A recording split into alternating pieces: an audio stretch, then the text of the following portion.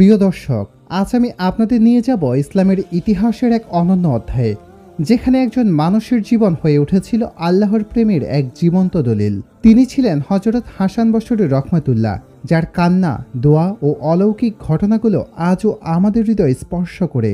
চলুন সময়ের পাতায় ফিরে যাই, যখন মদিনার মাটি থেকে উঠে আসা এক শিশু পুরো মুসলিম বিশ্বকে আলোকিত করেছিল।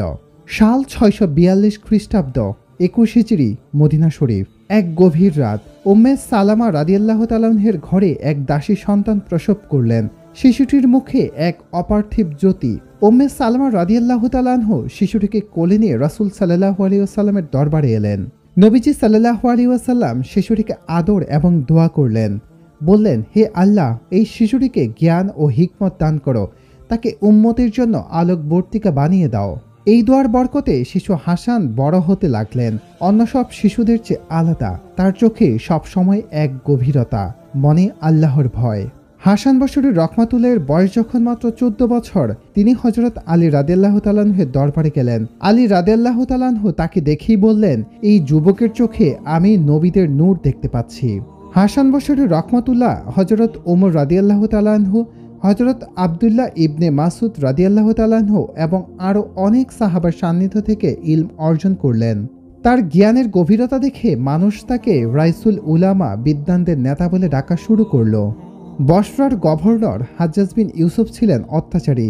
তিনি হাসান বসরি রহমাতুল্লাহকে ডেকে পাঠালেন। সৈন্যরা তাকে জোর করে নিয়ে গেল। হাজ্জাজ গর্জে উঠলেন, তুমি কেন আমার বিরুদ্ধে মানুষকে উত্তেজিত করছো? হাসান বসরি রহমাতুল্লাহ নীরবে দোয়া করলেন। হঠাৎ হাজ্জাজের তলোয়ার থেকে রক্ত ঝরতে শুরু করল।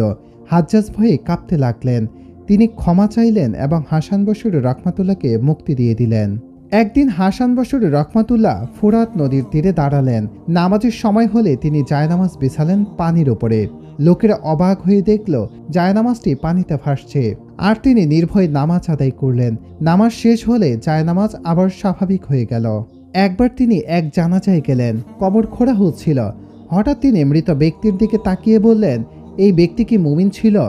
মৃত ব্যক্তি উত্তর দিল, হ্যাঁ, সে মুমিন ছিল, আর আপনি তো আমার আত্মীয়। লোকেরা হতবাক।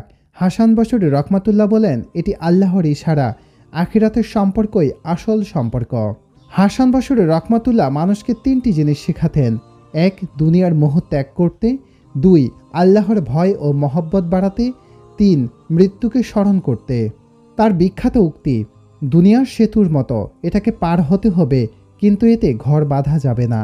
যে আল্লাহকে চিনেছে তার চোখ থেকে অশ্রু কখনো শুকায় না। তাকওয়া হলো আল্লাহ যেখানে দেখছেন সেখানে পাওয়া যাবে, আর যেখানে দেখছেন না সেখানে পাওয়া যাবে না। 110 হিজরি, বসরা শহর। হাসান বসরি রহমাতুল্লাহ অসুস্থ। গোটা বসরা শহর কাঁদছে। শেষ নিঃশ্বাসের আগে তিনি বললেন, হে আল্লাহ, আমি তোমার সন্তুষ্টি চাই, শুধু তোমার সাক্ষাতের আশায় বেঁচে আছি। তার মৃত্যুর দিন আকাশ মেঘাচ্ছন্ন হয়ে গেল। লোকেরা বলা বলি করল, এ তো হাসান বসরি রহমাতুল্লাহর বিদায়ের শোক। তার জানাজায় এত লোক জমায়েত হয়েছিল যে বসরার ইতিহাসে এমন দৃশ্য কেউ দেখেনি। হাসান বসরি রহমাতুল্লাহর জীবন থেকে আমরা শিখি, আল্লাহর উপর পূর্ণ ভরসা রাখা, দুনিয়ার মোহ ত্যাগ করা, জ্ঞান অর্জন করে মানুষের সেবা করা। আল্লাহ তাআলা বলেন, যারা আল্লাহকে ভয় করে তাদের জন্য আছে আলোর পথ। সূরা আল হাদিদ। প্রিয় দর্শক, এই গল্পটি আপনাদের কাছে কেমন লেগেছে? যদি ভালো লেগে থাকে তাহলে ভিডিওটিতে লাইক, কমেন্ট এবং সাবস্ক্রাইব করতে ভুলবেন না। এমন আরও অনেক ইতিহাস ও অলৌকিক ঘটনা আমরা আপনাদের জন্য নিয়ে আসব। আজ তাহলে এ পর্যন্তই। আল্লাহ হাফেজ।